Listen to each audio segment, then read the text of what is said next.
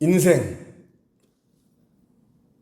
단순해지기 한 가지 마음만, 목마른 삶, 영혼의 노래만, 헛헛한 마음, 느껴지는 대로만, 삶의 끝자락, 그리움이 있다고, 그리움이었다고, 사랑이라고, 여기까지 참 좋았다고, 행복했노라고.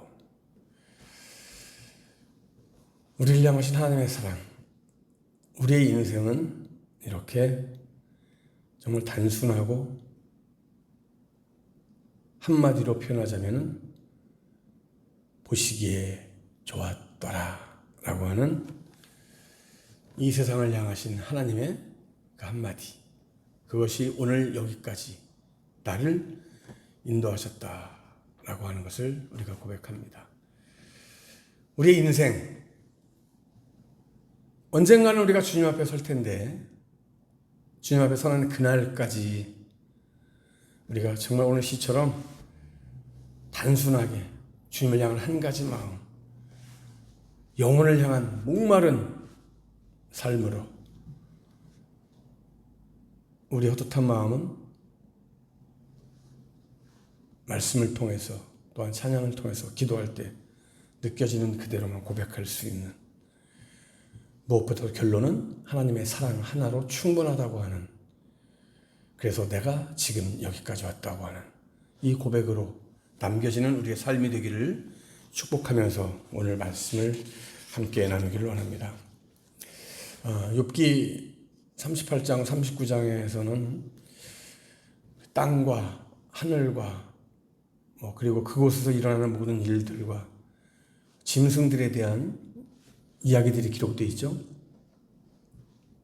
그런데 정말 의아스러운 것은요, 하나님께서 왜 이 시점에서 그런 말씀을 하셨느냐라고 하는 거예요. 이 시점이 어느 시점이에요? 지금 그 말씀들을 듣고 있는 욥은요, 지난 몇 주 동안에 육신적으로 엄청난 정말 지독한 고통을 겪었습니다. 또한 심적으로도 나는 하나님께로부터 버림을 받았나 보다,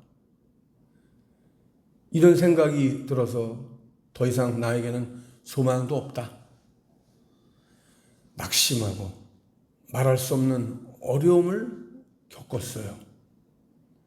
그래서 욥은 하나님께서 임재하셔서 자신의 무죄를 좀 변호해 달라고 몇 차례에 걸쳐서 호소하고 또 호소했건만, 욥의 이러한 애원에도 끝끝내 침묵하셨던 하나님께서 막상 임재하셔서 하늘과 땅의 생명체들과 일어나고 있는 모든 일들을 말씀하시는데 도대체가 이해가 가지 않는 거예요. 하지만 하나님은 결코 무의미한 얘기를 하신 것이 아닙니다. 앞서도 말씀드렸지만은 하나님은 이 창조하신 세계와 그 세계를 움직이는 능력을 보여주심으로써 욥으로 하여금 하나님의 위엄과 능력을 깨닫게 하시기 위한 것이었습니다. 그래서 그가 지금까지 가지고 있었던 그 고정관념으로부터 벗어나서 이제 새로운 관점을 갖게 되기를 원하셨던 거예요. 마치 선생님이 이 아이들에게 이해를 돕기 위해서 이제 쉬운 질문을 던지는 것처럼 하나님께서도 지금 욥에게 이런 의도로 계속 질문을 던지고 계시는 거예요. 자, 그러면 여러분, 욥은 이러한 의도가 있는 하나님의 질문에 무엇이라고 대답했습니까? 오늘 본문 말씀을 따라서 하나님의 질문에 대한 욥의 첫 번째 반응을 함께 살펴보기를 원합니다. 욥은 변론자로서 대답해야 했습니다. 자, 2절 말씀 보실까요? 너는 아직도 전능자와 논쟁하려고 하느냐? 나 하나님을 비난하는 사람은 대답하여라. 이렇게 말씀합니다.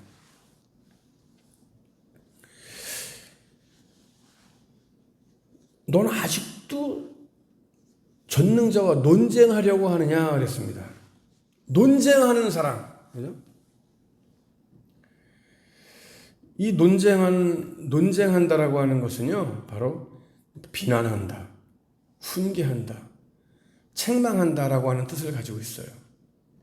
여기서 파생된 단어가 바로 이 논쟁한다라고 하는 단어입니다. 그러니까 하나님께서는 욥을 뭐라고 지금 묘사하고 계신 거예요? 너는 비난자다. 너는 잔소리꾼이다. 이 얘기예요. 그러면 하나님은 왜 욥을 이렇게 표현하셨을까요? 그가 하나님께 항의하는 과정에서 그 도가 지나쳤기 때문이에요. 물론 우리 입장에서만 생각할 때는, 내 입장에서 생각할 때는 대답도 안 하시고 모른 척 하시는데 그럴 수밖에 없지, 이렇게 말할 수 있지만, 하나님이 침묵하신다고 해서 모른 척 하시는 것이 아니잖아요. 그렇죠? 지금 하나님은 그걸 말씀하시는 거예요. 넌 내가 입 다물고 있다고 해가지고 내가 아무것도 안 하는 걸로 알고 있냐? 넌 왜 이렇게 잔소리가 많으냐? 넌 왜 이렇게 나를 이렇게 비난하냐? 왜 이렇게 따지냐?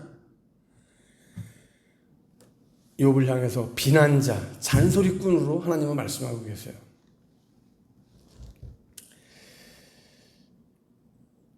우리가 이미 욥기 한참 앞부분에서 3장 20절에서 우리가 살펴본 말씀입니다만은, 3장 20절에서 뭐라고 말씀하고 있습니까? 어찌해서 곤고한 자에게 빛을 주셨으며 마음이 번뇌한 자에게 생명을 주셨는고, 이런 욥의 탄식을 우리가 보게 됩니다. 그리고 욥은 얼마나 죽기를 소원했습니까? 그죠? 나를 차라리 죽여주세요. 너무 힘들어요.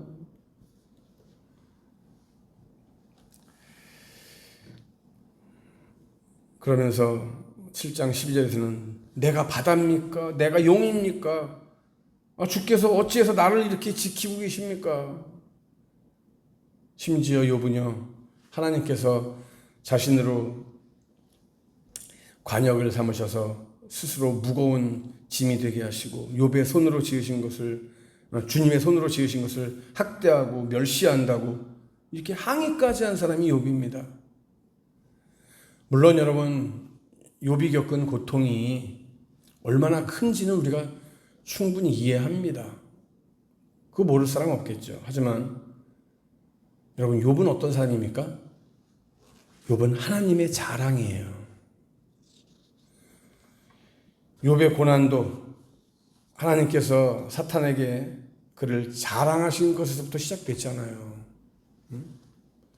그러니 여러분, 여기서 우리가 생각해야 될 것은, 쉽지는 않지만 분명히 우리가 깨달아야 되는 것은 그겁니다. 고통이 아무리 커도 자신에게 향한, 나에게 향한 그 하나님의 기대를 생각하면서 끝까지 하나님의 기대를 무너뜨리지 말아야 한다라고 하는 것이죠. 결코 쉬운 일은 아닙니다. 그렇지만 그렇게 해야 된다는 것을 지금 하나님은 욥에게 말씀하고 계시는 거예요. 자, 그럼 여러분, 오늘 우리는 어떻습니까? 오늘 나는 어때요? 여러분들은 정말 하나님의 자랑이 되고 싶지 않습니까? 욥처럼 무고하게 고난을 받을 것을 생각하면 그런 생각이 싹 사라집니까?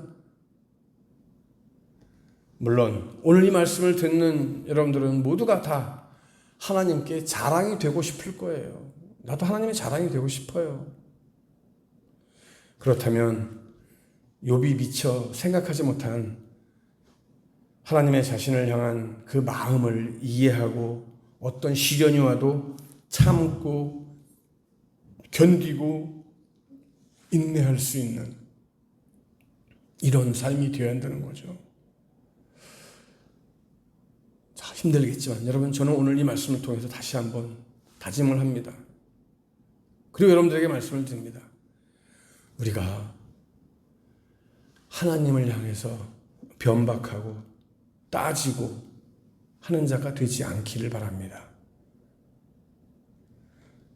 전능자와 항변하는 사람이 되지 않기를 바랍니다. 하나님을 향하여 잔소리꾼이 되지 않기를 바랍니다. 또 그렇게 결심합니다. 오늘 내가 그 안에 감추어진 하나님의 뜻을 바라보면서 묵묵하게 힘들지만, 괴롭지만, 아프지만 견뎌내겠습니다. 이것이 오늘 이 맥주감사절을 맞이하면서 하나님을 향하여 드리는 우리의 고백이 되기를 바랍니다. 자, 그러면서요, 욥은요, 하나님께 자신의 무가치함을 갖다가 고백하고 있잖아요. 그죠? 욥은 19장 9절에서 하나님께서 자신의 영광을 벗기시고 자신의 면류관을 머리에서 취하셨다고, 뺏어갔다고 한탄했어요. 그리고 27장 2절에서는 하나님을 향해서 나의 의를 빼앗으신 하나님이라고까지 얘기하고 있어요. 욥은요. 그뿐이에요? 그럼 29장 19절 20절 말씀 보세요. 내 뿌리는 물로 뻗어나가고 내 가지는 밤이 맞도록 이슬에 젖으며 내 영광은 내게 새로워지고 내 활은 내 손에서 날로 강화해지느니라 라고 말합니다. 다시 말하면 여러분, 욥은요, 자신을 영광된 존재, 의의 존재, 강한 존재로 인식하고 하나님께서 개입하지만 않으셨더라면 내가 그 모든 영광을 제대로 누리고 살았을 텐데, 하나님이 나에게 오셔서 이 모든 걸 다 뺏어가셔서 내가 지금 이렇게 힘들고 어렵습니다. 탄식하는 거죠. 하지만 여러분, 만물 가운데 보이신 하나님의 위엄을 통해서 자신이 얼마나 미천한 존재인지, 무가치한 존재인지 깨닫기 시작하는 거예요. 나는 정말 무가치한 사람이구나. 하나님의 역사하심, 하나님의 일하심이 없이는 나는 무가치한 사람이구나. 하나님께서 행하신 그 일과 그 능력을 알고 나서야 자신이 얼마나 무가치한 존재인지, 미천한 존재인지 깨닫게 됐어요. 욥은 이러한 깨달음 가운데 뭐라고 고백합니까, 여러분? 자, 3절 말씀 보세요. 그러자 욥이 여호와께 대답했습니다. 저는 정말 무가치한 사람입니다. 나는 정말 미천한 사람입니다. 라고 고백하고 있어요. 욥은요, 이전에 하나님께 아주 경솔하게 말한 적이 있습니다. 13장 22절 말씀에서 여러분, 욥이 뭐라고 말했냐면요, 주님은 나를 부르십시오. 내가 대답하겠습니다. 혹 나로 좀 말씀하게 해주세요. 주님은 좀 내게 대답 좀 하세요. 그러나 이렇게 막 강력하게 따지고 항변했던 욥은요, 이제 하나님의 그 위엄과 권세를 알고 발견하고, 내가 그 앞에서 감히 나는 말할 수 없는 존재구나, 미천한 존재구나, 무가치한 존재구나, 이걸 깨달았어요. 그리고 자신의 경솔함을 버리게 됩니다. 내가 얼마나 경솔했는지 그 부끄러움을 어떻게 표현하고 있어요? 손으로 내 입을 가린다. 손으로 내 입을 가린다라고 하는 표현으로 고백하고 있어요. 그죠? 4절 말씀해 보세요. 저는 정말 무가치한 사람입니다. 제가 무슨 대답을 하겠습니까? 단지 입을 가릴 뿐입니다.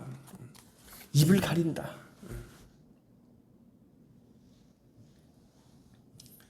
여러분, 우리가 하나님 앞에서 입을 다물기 전에는요, 하나님께서 어떤 것도 주시지 않습니다. 야, 이거 굉장히 중요한 의미예요. 내가 입을 다물기 전에는 하나님은 어떤 것을 주실 수도 없고 어떤 말씀을 하시지도 않습니다. 내 입을 다물어야 돼요. 여러분, 어떤 의미에서 입을 다문다라고 하는 것은요, 기도하지 말라는 소리가 아닙니다. 이거 기도하고 다른 차원입니다. 입을 다문다라고 하는 것은 나를 비운다라고 하는 의미예요. 여러분, 여기서 입을 다문다, 입을 가린다라고 하는 것은 나를 비운다. 사도 바울의 고백을 하자면 어떻게 한다고요? 나는 날마다 죽노라. 나는 날마다 죽는다. 나는 날마다 죽는다. 이게 뭐예요? 날마다 죽는다라고 하는 게 나를 비운다는 거예요. 사도 바울의 고린도전서 15장 31절 고백처럼 여러분, 나는 날마다 죽노라. 나는 주 안에서 매일매일 죽는다라고 하는 이 고백으로 살아갈 수 있는 내가 되어야 돼요. 나의 생각과 말과 행동을 주님께 온전히 복종시켜서 조금이라도, 요만큼이라도, 눈곱만큼이라도, 털끝만큼이라도 경솔하지 않은, 겸손한, 주님 앞에 모든 걸 다 내어 맡기는, 내어 맡기면 내가 할 말이 있습니까? 아무것도 없잖아요. 주님이 아십니다. 주님 날 아시지요. 이거잖아요. 그렇죠? 여러분, 오늘 우리 맥주강사절을 맞이하면서 지난 6개월 동안 나를 인도하신 하나님 돌아보면, 그래, 나는 한 것 없네. 모두가 다 주님의 은혜네. 주님의 일하심이네. 여전히 내 안에서 꿈틀거리며 나 자신이 살아나려고 하는, 나를 보이려고 하는, 나타내려고 하는 이 모든 것, 다시 한번 말씀 앞에 엎드려지고 겸손하게, 주님, 내가 오늘도 말씀 앞에 죽습니다. 주님, 주님의 그 말씀 앞에 내가 나를 죽입니다. 고백하며 앞으로 남은 반년도, 6개월도 주님의 말씀 앞에 더욱더 낮아지겠습니다. 더욱더 나를 죽이겠습니다. 입을 다물겠습니다. 고백하며 능력의 하나님의 역사하심을 우리의 삶 속에서 체험할 수 있는 다가오는 6개월이 될 수 있기를 주님의 이름으로 간절히 축복합니다.